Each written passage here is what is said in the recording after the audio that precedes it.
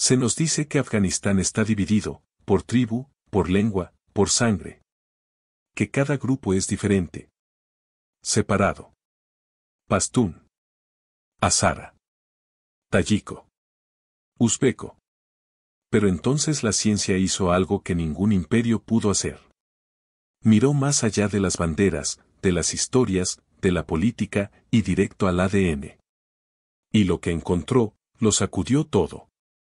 Porque a pesar de toda la división en la superficie, en lo profundo, estos grupos comparten algo asombroso. Un solo ancestro. Una raíz común. Hace 10.000 años, antes de que se trazara cualquier frontera, antes de que se librara cualquier guerra, los primeros agricultores se asentaron en esta tierra. No eran reyes. No eran soldados. Eran sembradores de trigo y guardianes del fuego. ¿Y su sangre? No desapareció. Se quedó. Se transmitió. Cada afgano hoy, de cada rincón del país, lleva ecos de esa única línea neolítica. Entonces, si la ciencia dice que estamos conectados, ¿por qué nos sentimos tan separados? ¿Por qué las líneas entre nosotros parecen tan marcadas, cuando, bajo la piel, en realidad nunca estuvimos divididos? Quizás porque la historia es ruidosa. Y el ADN es silencioso. Y quizás, en algún punto del camino, olvidamos lo que la Tierra recuerda. Pero para entender cómo se rompió esa unidad, cómo la ascendencia compartida se fragmentó en tribus y muros, tenemos que ir más profundo. Más atrás. Antes de que se sembraran las semillas. Antes siquiera de que existieran los nombres. A las cuevas, donde las primeras huellas quedaron atrás, en silencio. Mucho antes de que se arara el primer campo, alguien entró en la oscuridad de una cueva. No hablaba persa. No tenía tribu. No tenía bandera. No tenía escritura. Pero era humana. Y su ADN, después de 50.000 años, todavía vive en el pueblo afgano de hoy. Eso no es poesía. Es un hecho. Solíamos pensar en esta tierra como un cruce de caminos, un lugar por el que la gente pasaba. Pero la verdad es más difícil de creer.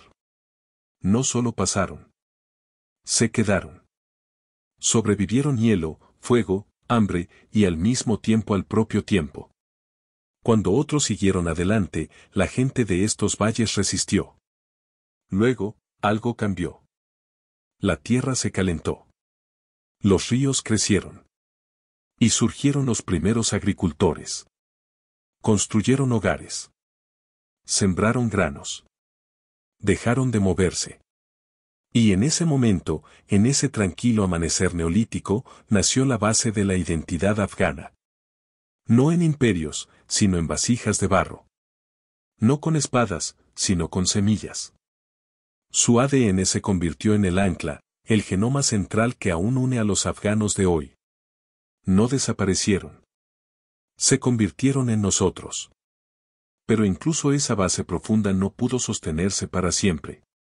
Porque justo cuando este mundo encontraba equilibrio, algo nuevo estaba por llegar. No una migración. Una ruptura. La edad de bronce. Y no pediría permiso. Llegaría como una fractura en la piedra. No vinieron con fuego, sino con caballos. La edad de bronce no fue solo un cambio de herramientas, fue una ruptura en la sangre. Nuevos rostros aparecieron en el horizonte del norte, altos, nómadas, portando lenguas que los locales jamás habían escuchado. Indoidáneos. Nacidos en la estepa. Jinetes del mundo abierto. Y a medida que se asentaban, el ADN empezó a cambiar. No de golpe. No violentamente. Sino capa por capa, como ceniza posándose sobre la piedra. Los antiguos agricultores, el núcleo neolítico, no desaparecieron. Pero algo se añadió. Algo poderoso. Una nueva línea comenzó a elevarse. R1A1A. Se extendió por las llanuras, a través de los valles fluviales, hasta el corazón de lo que hoy es Afganistán. Y aquí está el giro, la parte que nadie esperaba. ¿Esa línea? ¿La llamada sangre aria? No comenzó en la fría estepa.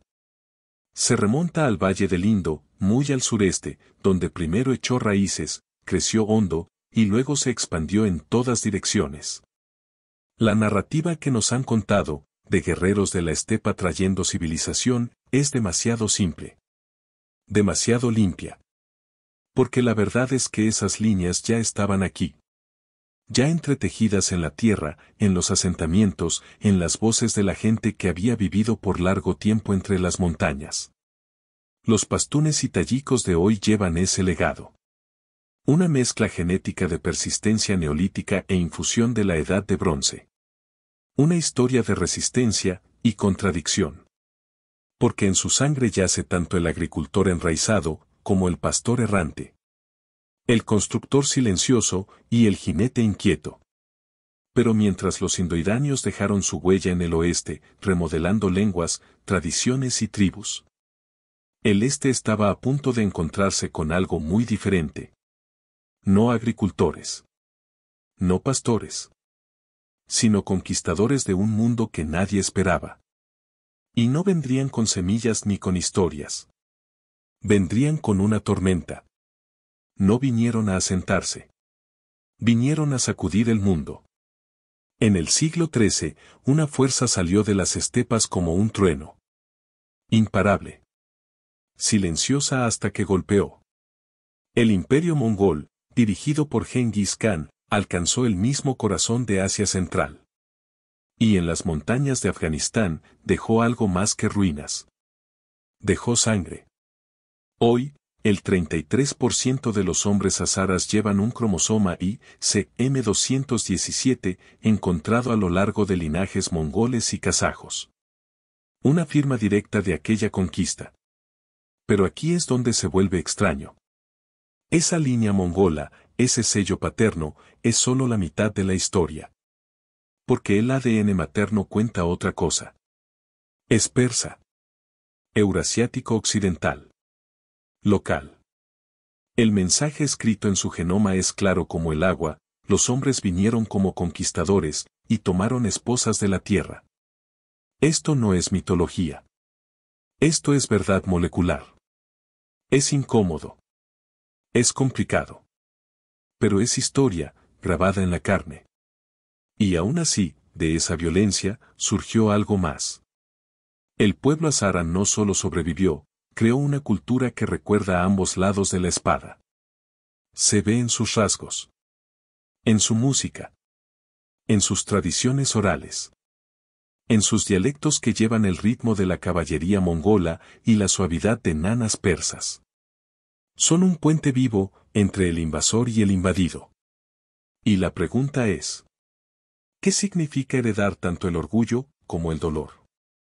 ¿Llevar los genes del conquistador y el alma del conquistado? Esto no es solo un rompecabezas genético. Es un espejo. Y los hazaras no son los únicos en enfrentarlo. Porque el norte, frío, silencioso y vasto, envió más de una ola hacia el sur. Los hazaras no fueron los únicos que recibieron una visita desde las estepas. Otro pueblo llegó, igual de veloz, igual de silencioso, y ellos también reescribirían el ADN afgano. El viento del norte no se detuvo con los mongoles. Mucho antes y mucho después, llegaron otras olas.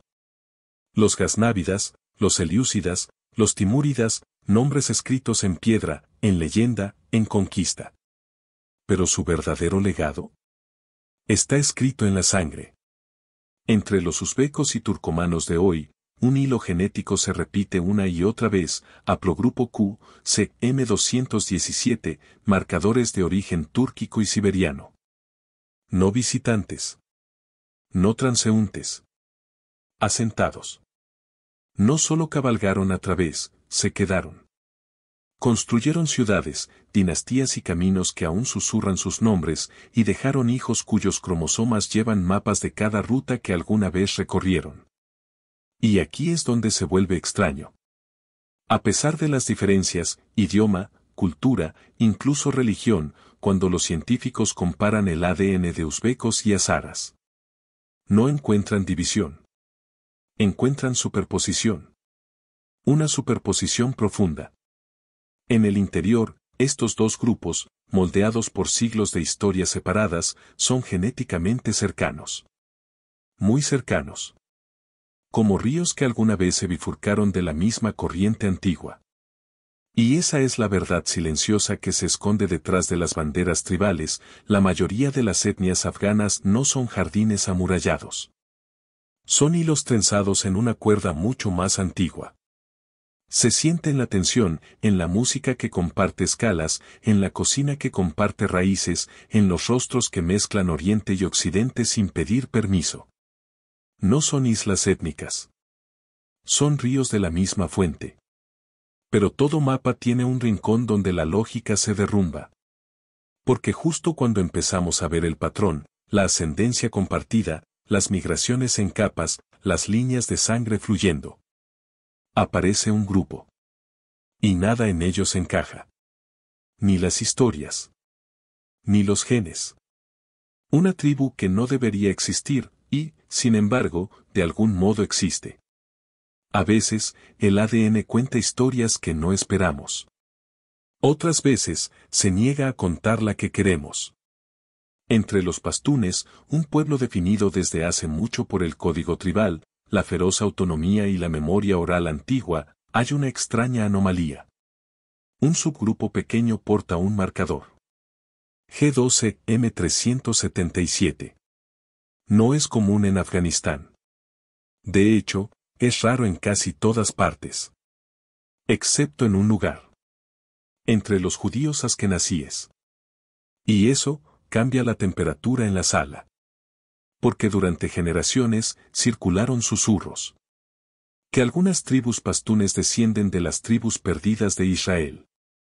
Que alguna vez caminaron con profetas, huyeron de la conquista babilónica y hallaron refugio en estas montañas. Incluso el nombre, Bani Israel, sobrevive en la tradición pastún. Pero cuando los científicos buscaron el rastro genético, encontraron otra cosa. Ningún haplogrupo judío. Ninguna ascendencia levantina. Ningún vínculo biológico con los hijos de Jacob. Solo esta curiosa hebra. G12, compartida. Pero no definitiva. Podría ser coincidencia. Un eco genético transmitido a través de siglos de comercio, matrimonio, guerra. O, podría ser algo más antiguo. Algo que aún no comprendemos del todo. Y eso nos conduce a un conflicto más profundo, no en el cuerpo, sino en el alma. ¿Qué pasa cuando la identidad vive en el corazón, pero la sangre no está de acuerdo? ¿Puede el ADN refutar una leyenda? ¿Debería? Porque si bien la ciencia puede rastrear migraciones, no puede medir la creencia. Y en las aldeas, los mitos permanecen. Están pintados en tumbas. Cantados en nanas. Tallados en los apellidos. Los genes quizá no confirmen la historia, pero la historia aún moldea a la gente. Y eso plantea una pregunta que ni el mejor laboratorio puede responder. ¿Puedes ser alguien porque crees que lo eres? Pero esta no es la única historia enredada entre mito y molécula. Hay otro relato, contado con orgullo, en los libros de texto, en siglos de poesía, sobre guerreros que marcharon con Alejandro Magno. ¿Y si esa historia, también fuera solo humo? Es una historia hermosa, del tipo que sobrevive siglos. Que cuando Alejandro Magno barrió hacia Central, no solo dejó monumentos, dejó sangre. Soldados que se quedaron atrás. Que se casaron con mujeres locales. Que criaron familias a la sombra de fortalezas griegas. Algunas tribus afganas aún reclaman descender de ellos. Se escuchan sus historias. En canciones. En el orgullo transmitido de padre a hijo. Pero cuando los científicos escanearon el genoma, la línea griega no apareció por ninguna parte. EV13, la línea del cromosoma Y común en los Balcanes y el mundo helénico, no aparece en los hombres afganos. Ni rastro. Y así, de repente, un mito de origen milenario comienza a desvanecerse bajo el microscopio. Pero persiste de otro modo. En las monedas desenterradas del suelo antiguo, estampadas con dioses griegos y reyes macedonios. En anfiteatros en ruinas bajo el polvo. En la arquitectura de la memoria. Porque aquí está la verdad más profunda, no todos los legados dejan una huella genética. A veces, la cultura sobrevive donde la sangre no. Las ideas sobreviven a los linajes. Las historias echan raíces en la tierra, incluso cuando las personas que las contaron desaparecen. ¿Y qué significa eso, para aquellos que creen llevar esa llama antigua? ¿Heredamos más de la memoria que de los cromosomas? El rastro helénico puede faltar en la sangre, pero aún resuena en las piedras. Aún susurra en el arte. Aún parpadea en la identidad. Pero los legados más poderosos. Los que nunca se van. A menudo son los que nadie menciona. Ocultos no en las ruinas, sino en las cordilleras. En las montañas donde el viento guarda secretos, y divide un valle del siguiente. Porque aunque el mito pueda desvanecerse, la geografía recuerda. ¿Y las montañas de Afganistán? Hicieron más que dar forma a la tierra. Moldearon la sangre. Las montañas no solo moldean paisajes. Moldean vidas. Y en Afganistán, una cordillera ha hecho más que cualquier guerra, cualquier rey, cualquier mapa. El Hindú Kush. Corta el país como una espina de piedra, hermoso, brutal y silencioso. Pero lo que separa, no es solo geografía. Separa la sangre. Hoy, los genetistas todavía ven la línea. Al norte, uzbecos, hazaras, tayikos, compartiendo lazos más profundos con Asia Central y la estepa. Al sur, pastunes, mostrando un flujo genético más fuerte desde Pakistán, incluso desde el subcontinente indio. No es una frontera política. No está escrita en la lengua, ni en la vestimenta, ni en la tribu. Está escrita en el genoma. Porque durante miles de años, esa cordillera no solo desafió el viaje, lo filtró. Dejó pasar algunos genes y detuvo otros en seco. Y así, crecieron dos linajes, lado a lado, divididos no por creencia, sino por altitud. Familias que vivían a menos de 100 millas de distancia, comenzaron a portar ascendencias diferentes. Los ríos bajaban por las mismas laderas, pero la sangre no. Y aquí está la paradoja. Puedes hablar la misma lengua que alguien al otro lado de la cresta. Puedes llevar el mismo turbante.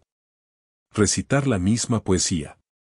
Pero tus ancestros pudieron haber recorrido caminos enteramente distintos. Porque a veces, una montaña puede moldear un árbol genealógico más que un padre. Es un tipo de separación silenciosa. Una que no sientes hasta que secuencias el ADN. Y, sin embargo, de todas las divisiones que creó el Hindú Kush, hay algo más escondido debajo. Una señal más profunda. Un hilo común. Porque incluso cuando la tierra separaba a la gente, el genoma seguía retrocediendo. Retrocediendo a un momento antes de las fracturas. Antes de las bifurcaciones en la sangre. A un tiempo en que solo existía un patrón, y todos lo llevaban. Y ese patrón, aún visible hoy, revela algo extraordinario. Afganistán no solo fue tocado por la historia. Se convirtió en su espejo. Si pudieras leer tu genoma como un libro, ¿qué historia contaría? En Afganistán, esa historia es épica. No una sola trama, sino docenas. No un imperio, sino todos ellos. Cuando los científicos mapearon el ADN afgano, no encontraron simplicidad. Encontraron todo. Los datos autosómicos, los que se heredan tanto de madre como de padre, muestran una mezcla que casi desafía la creencia. Eurasia Occidental. Asia Meridional. Asia Central. Incluso Asia Oriental. No es un crisol. Es un mosaico, con cada pieza colocada por la mano de la historia. Cada guerra. Cada matrimonio. Cada migración. Cada imperio que atravesó estas montañas dejó su huella. Los aqueménidas. Los kusán. Los mongoles. Los mogoles. Los comerciantes de la ruta de la seda que nadie recuerda. No solo dejaron monedas y ruinas, dejaron genes. Y esos genes aún están aquí. No en museos, sino en ti. Este es el verdadero Afganistán. No tribal. No dividido. Estratificado. Un genoma que sostiene opuestos juntos, como un palimpsesto, escrito y reescrito, pero nunca borrado. Porque la identidad afgana nunca estuvo destinada a ser limpia. Estaba destinada a ser completa. Y quizás por eso el ADN habla más fuerte que cualquier consigna. Porque cuando miras más allá de las tribus, las fronteras y las banderas, encuentras algo mucho más honesto. Un archivo viviente. Una memoria biológica. Una historia escrita no en tinta, sino en código. Tu ADN no es tu bandera. Es tu autobiografía.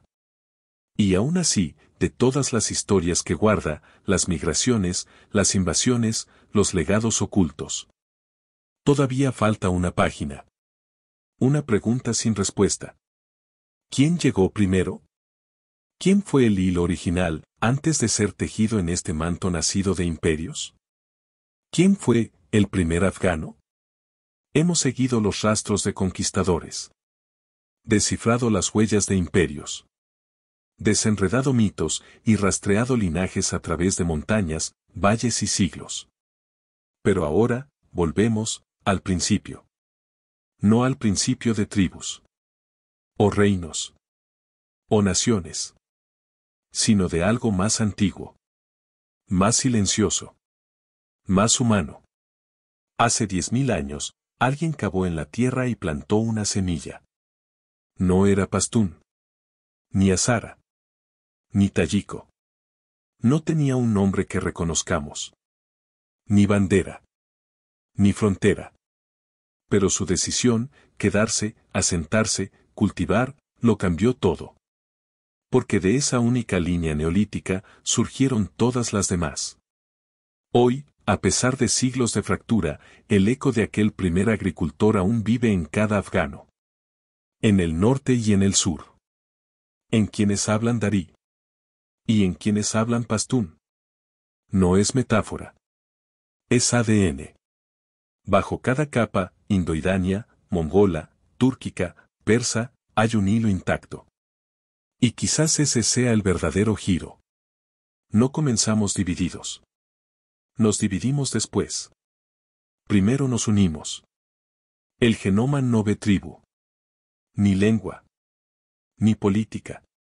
Solo registra presencia. Y la presencia nunca miente.